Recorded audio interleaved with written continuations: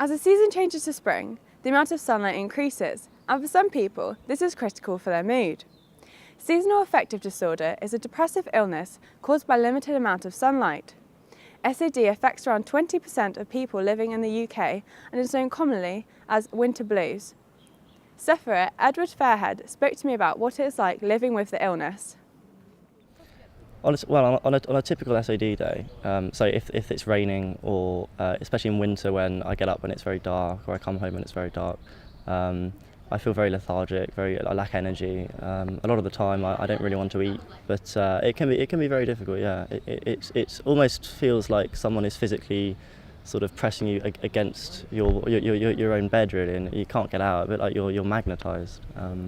When did you become aware of having SAD?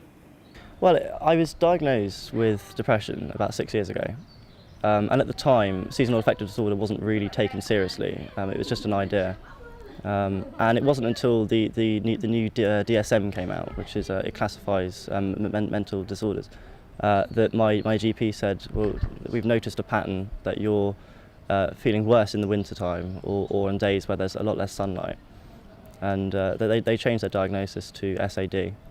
And what things do you do to try and overcome it? A sweet drink in the morning has enough sugar to kind of get me a little bit motivated.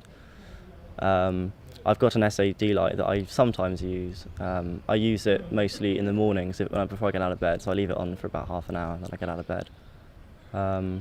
But apart from that, it's just trying to find reasons really to get out of bed.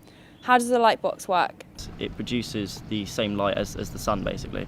A lot of people use it all night, so they have it on all night, but I find it's a bit too powerful for that. So I put it on in the morning to try and get me out of bed.